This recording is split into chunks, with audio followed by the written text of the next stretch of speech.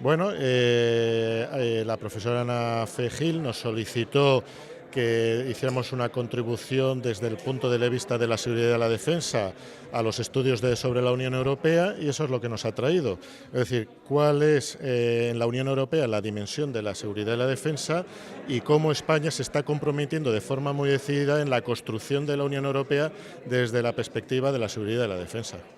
Sí, en total somos 6 ponentes, se han establecido 2 mesas redondas, una que se ha centrado sobre todo en la seguridad y defensa de la Unión Europea y la otra mesa en el aspecto de la ciberseguridad. Es decir, la seguridad y defensa es multidisciplinar, está desde la propia defensa militar hasta la defensa ante catástrofes, desastres humanitarios, etcétera, etcétera, y la ciberseguridad interesa ahora a todos en una sociedad muy interconectada. Entonces va a haber 3 ponentes especialistas en ciberseguridad que van a exponer cómo se está resolviendo el tema de la ciberseguridad en el ámbito no solo de España, sino de la Unión Europea. Mi ponencia ha sido explicar que no puede haber bienestar social y desarrollo si no hay seguridad. El hecho mismo de haber llegado hoy a la universidad pudiendo repostar el vehículo o cogiendo el autobús, esta mañana hemos desayunado abriendo la nevera y habiendo alimentos. Para que todo eso esté a nuestra disposición tenemos que protegerlo, pero no solo eso, nuestras libertades, nuestra igualdad como ciudadanos necesita desarrollarse en un ambiente seguro. Eso es lo que proporciona la seguridad, el bienestar y el desarrollo.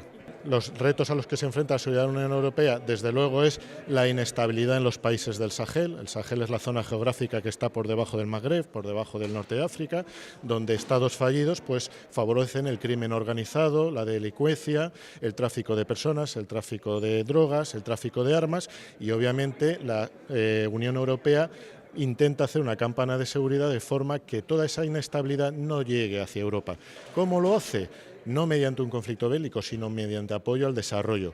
Pero el desarrollo necesita seguridad. Entonces, lo que hacen las Fuerzas Armadas de los diferentes países de Europa en esas zonas geográficas es instruir, formar a los ejércitos locales para que ellos sean capaces de asegurar la seguridad en sus propias naciones, de forma que con esa seguridad no haya un efecto dominó de inestabilidad que llegue hasta las fronteras de la Unión Europea. El ciberespacio no es un territorio de soberanía de ninguna nación, no tiene fronteras, no hay una jurisdicción, no hay nadie que pueda ejercer el poder global y por lo tanto obviamente es un terreno abonado para que, además de cosas lícitas que nos facilitan la vida, hoy es difícil imaginar nuestra vida sin Internet, pero eso, para lo bueno, también se aprovecha para lo malo. Se aprovecha para potenciar el crimen organizado, para poder atentar contra organizaciones, estropear sistemas informáticos de universidades, hospitales, etcétera. Entonces, todo ese espacio que no tiene una jurisdicción definida necesita también una seguridad y una defensa.